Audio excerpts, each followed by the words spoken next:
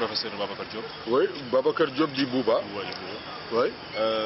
Aujourd'hui, il y a une restitution qui se tient aujourd'hui au rectorat concernant les assises nationales. En tant qu'acteur phare de ces assises, est-ce que vous pouvez revenir sur la place qu'a occupé les questions relatives à l'éducation? Oui, l'éducation a occupé une place très importante. Moi, je fais partie de ceux qui étaient dans la commission numéro 3, chargée de la gouvernance sociale. Vous savez, il y a eu la gouvernance politique, la gouvernance économique, la gouvernance sociale, et il y a également des questions particulières comme la Casamance, la recherche, donc, dans un groupe particulier. Mais sur l'éducation, d'une manière générale, il y a eu effectivement beaucoup de réflexions. Le rapport intérimaire faisait au moins 300 ou 400 pages sur les problèmes d'éducation, et l'enseignement supérieur, effectivement, a occupé une partie. Bon, cette commission sociale s'est occupée de l'éducation, de la santé, de la culture, des sports et du dialogue social. Donc il y a 5 questions qui étaient discutées, et il y a eu des recommandations très fortes. Donc je recommande aux jeunes et aux adultes de se reporter à ces assises-là. Donc il y a une bonne réflexion sur des questions de détail, que ce soit le primaire, le secondaire, le moyen, l'enseignement technique, la petite enfance, l'enseignement supérieur. Donc il y a eu... Bon, bien sûr, tous les acteurs n'ont pas participé, parce que un syndicat comme le syndicat du SATUC des travailleurs des établissements universitaires a été très présent. Moi, j'ai participé en tant que citoyen, en tant qu'universitaire, mais mon syndicat, en tant que syndicat, le CS, n'a pas participé. Parce que vous savez, à un moment, le pouvoir aussi a menacé certains acteurs. Il y a certaines entités, certaines institutions qui n'ont pas participé à l'époque, en tant qu'institution.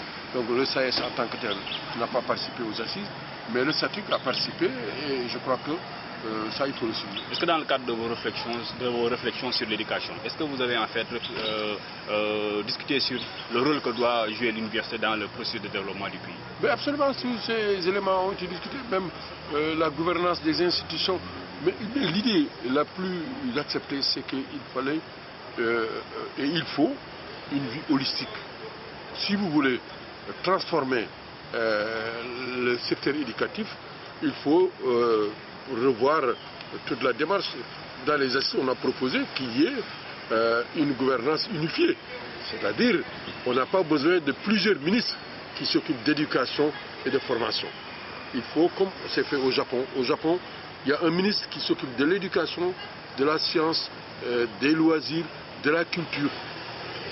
Un seul ministre, bien sûr avec des départements.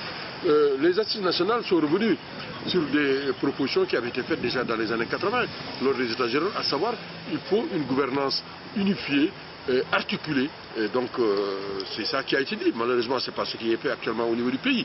Donc on est très loin des indications des assises nationales. Donc est-ce que vous avez le sentiment que la réforme de l'enseignement supérieur qui est actuellement en cours prend en compte ces recommandations-là que vous avez eu à formuler? Bon, certains aspects sur le plan, qu'il s'agisse de la réforme sur l'enseignement supérieur, qu'il s'agisse de la réforme du système éducatif, puisqu'il y a eu également les assises sur l'éducation.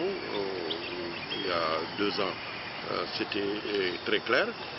Donc il y a quelques aspects, des similitudes, mais on n'est pas encore dans l'orientation préconisée par les assises. Il y a un certain nombre sur la petite enfance, sur également la gouvernance du secteur. Là, on est très loin des recommandations des assises.